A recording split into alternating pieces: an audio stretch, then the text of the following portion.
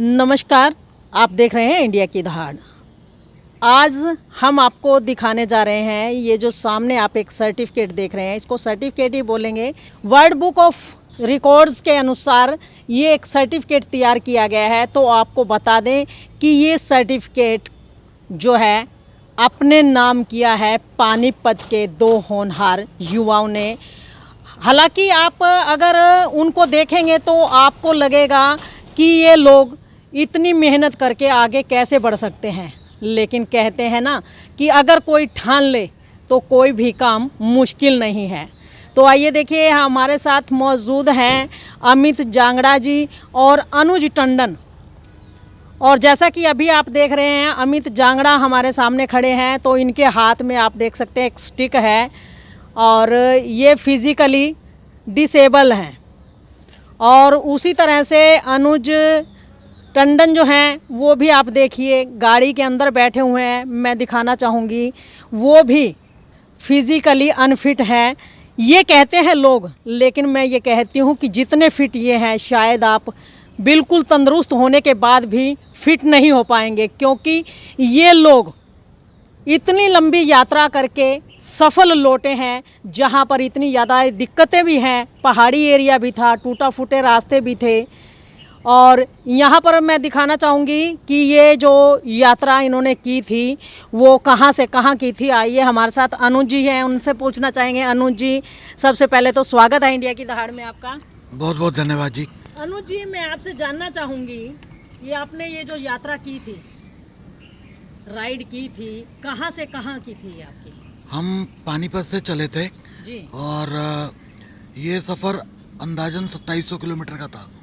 तो हमने इसको कवर किया पानीपत से आगरा से लखनऊ, लखनऊ से गोरखपुर से होते हुए सोनौली बॉर्डर, चितवन से काठमांडू से फिर दोबारा गोरखपुर और फिर पानीपत।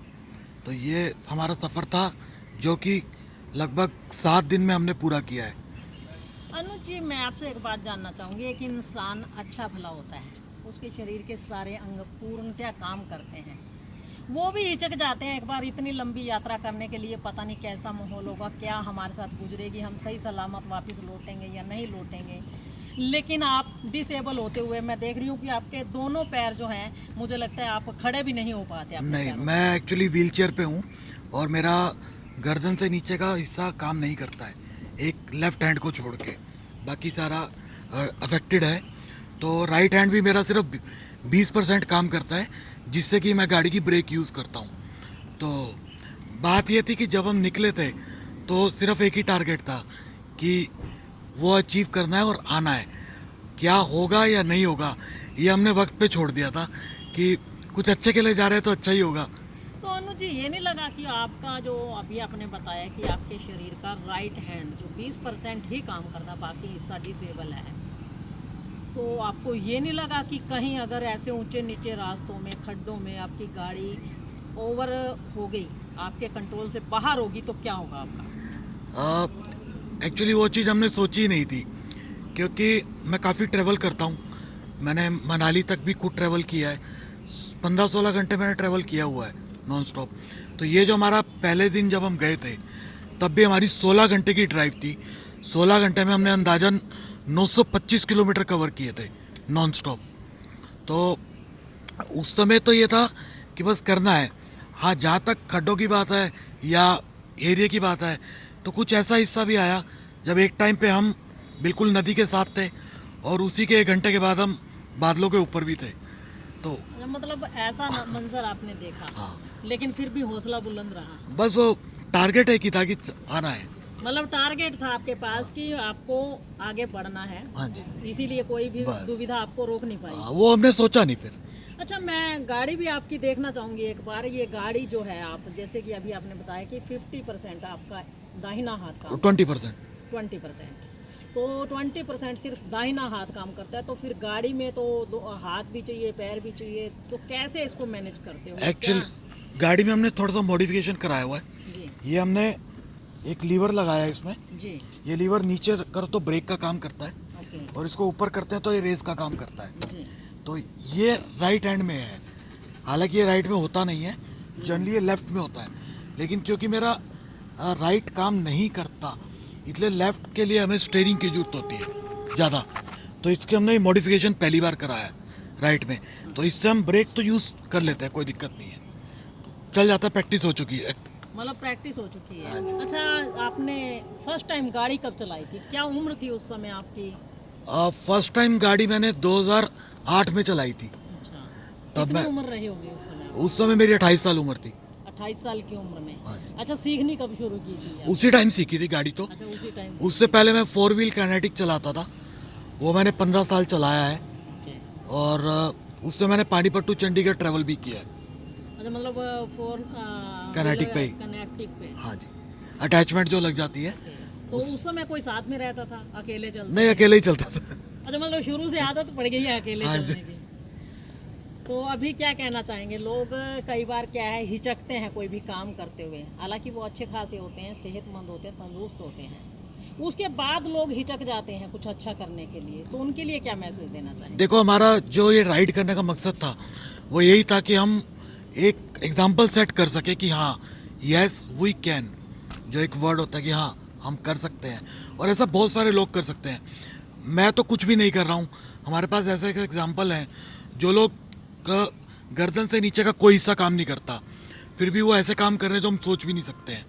तो एग्जाम्पल्स हर जगह हैं, सेट करने की बात आती है, वो कौन करता है कौन नहीं करता, कौन कमरे से निकलता है या नहीं निकलता, वो वक्त पे डिपेंड करता है या अपनी विल पावर पे डिपेंड करता है।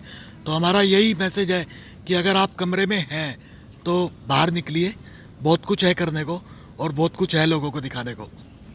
Thank you. तो देखिए, ये थे अनुज टंडन हमारे साथ, जिन्होंने बखूबी बताया कि अक्षमता, अगर आप शारीरिक रूप से विकलांग हैं तो वो आपके लिए वरदान है, अभिशाप नहीं है, क्योंकि ऊपर वाले ने आपको दिमाग सही सलामत दिया है। आप उसका दिमाग का इस्तेमाल कर सकते हैं, अपने हुनर को निखार सकते हैं, तो वही काम किया अनुज ने। तो आइए, हमारे साथ अमित जांगड़ा भी हैं, और इनकी तो राइड्स बहुत बार हो चुकी है, कई बार इनका इंटरव्यू दिखा चुके हैं, एक अच्छे कवि भी हैं ये।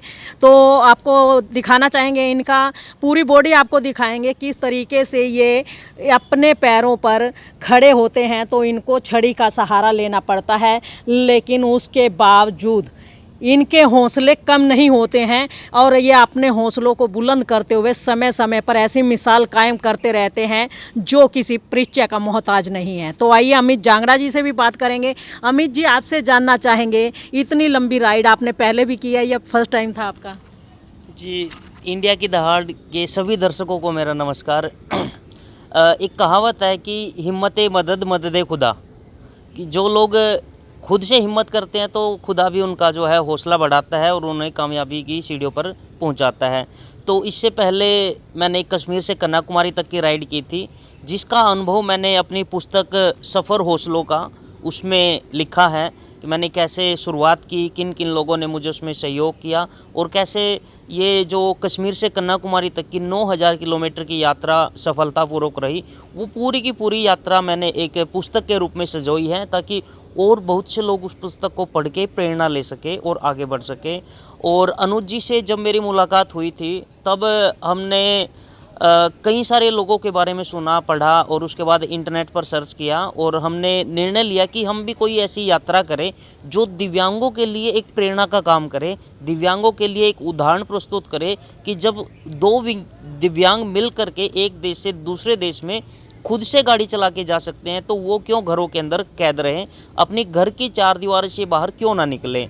तो अनुज जी से जब मैंने ये विचार शेयर किया तो इन्होंने तुरंत यस की, और इनका हौसला था, आपने इनकी कंडीशन दिखाई है कि किस प्रकार से भाई ड्राइव करते हैं और गाड़ी चलाते हैं। तो पूरी यात्रा के दौरान मैं इनका को ड्राइवर रहा, मैंने जीपीएस समय समय पर इनको बताया और ये गाड़ी चलाते रहे। इनका हौसला है कि जब यात्रा के दौरान हम बादलों के ऊपर से चढ़ रहे थे, नीचे ज़मीन की बजाय हमें धुआं धुआं दिखाई दे रहा था, और उसके बाद जब अचानक से हम खाई में जाते, वहाँ पे अगर मैं खुद भी होता तो एक बार तो मेरी भी रूह कांप जाती। लेकिन अनुज जी ने अपनी जो सूझबूझ और हौसले से वहाँ पे गाड़ी चलाई है, मैं इनकी हिम्मत की दाद देता हूँ। अनुज जी नहीं होते तो शायद मैं भी ये सफ़र नहीं कर पाता। तो मैं पूरी तरीके से जो है इसका श्रेय अनुज जी को देता हूँ। मैं तो सिर्फ एक मोहरा था कि मैंने अनुज जी को ये विचार दिया और उन्होंने इस पर अमल किया। और निश्चित तौर पे यात्रा के दौरान हमने आगरा में, गोरखपुर में, लखनऊ में और चितवन में, काठमांडू में, हिठेड़ा में दिव्यांगों से मुलाकात की और उनका हौसला अफजाई किया। और उनको भी बड़ा अच्छा लगा कि हमारे पड़ोसी मुल्क से कुछ दिव्यांग साथी चल के हमारे बीच हमारे लिए आए हैं। अमित जी, एक अहम सवाल आपसे जानना चाहूँगी। आज के युवा जो हैं कहते हैं जी हमारे पास फैसिलिटी नहीं है, हमें नौकरी नहीं मिली, या इस तरह के कई काम हैं, वो बेरोजगारी का रोना रोते हैं, जो कि एक समस्या भी है आज की डेट में बेरोजगारी में।